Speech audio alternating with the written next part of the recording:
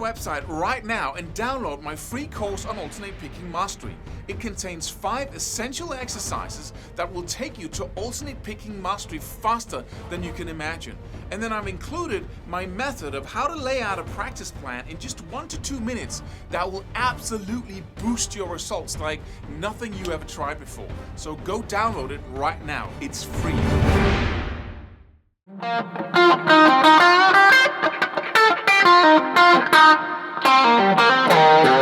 Hey, how do you position your hands if you want to become a master at phrasing when you solo?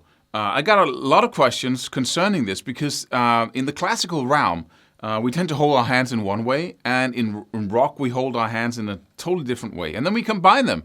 And I'm just going to show you in this video what I do and why I do it, and why I really strongly believe that this is the best way of doing it, no matter who you are, basically, right? If you're learning anyway. So in the classical realm, everything is execution. You want to play the notes and you want them to come out perfectly because you're not improvising and you're not using your creativity for anything else than putting the right kind of tempo, emotion in what you're playing, because what you're playing is already composed. So it's not about scales, it's not about anything but execution, right? And that means that every single note has to come out clean. You don't make little fretting mistakes.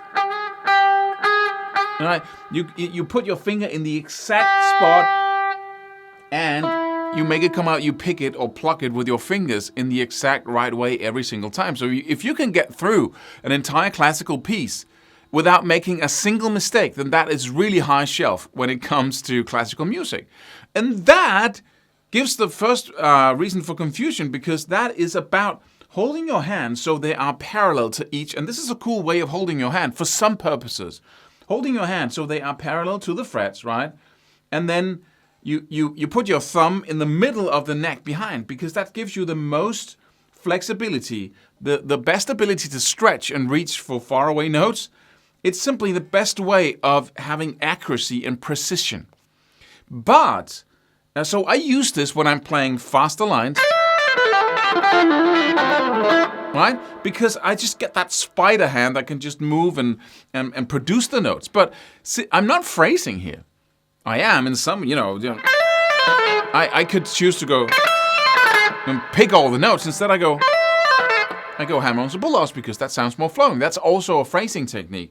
But I'm not doing vibrato on each note. I'm not sliding up to it or bending up to it or stuff like that, because it's too rapid. It's too many notes that, so there's simply not time for it. And when there's no time for it, I might as well go for precision and accuracy, right? So those notes come out, they pop out just right. And therefore I use the classical way of holding my hand.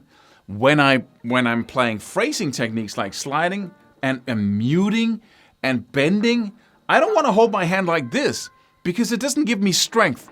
And, if I want to do like a bend and I want to have those muted strings come out like, right? Then I don't want to hold my hand like this because my third finger simply does not have the strength to do that bend. I need more strength, and so I cram the fingers together so they support each other like this. And then I can, at the same time, I can mute the strings with my first and second finger as the third finger is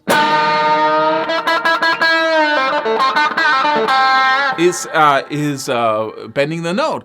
Also, when I'm playing pentatonic scale, I need to sometimes be able to play, for instance, the 7th fret with my third finger, and then the 7th fret on the lower string with my second finger.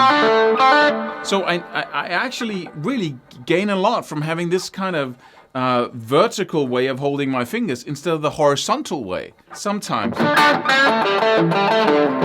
Right? So whenever I'm phrasing, now,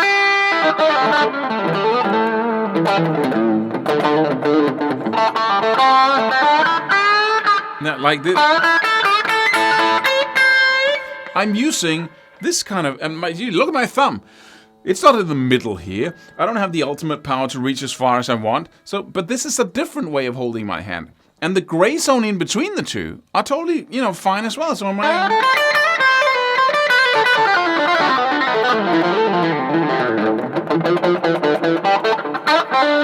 right? I move back and forth like that, depending on what I play. It's not something I do consciously. But whatever I'm practicing, sliding, bending, phrasing techniques, I'm holding my hand like this.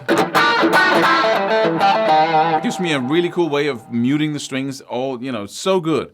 But so is this, depending on what I use. Also, when I'm phrasing, very often I'm using, the classical stance says you have to assign 1 fret per finger, right? 1, 2, 3, 4, 5. Not 5, but 4.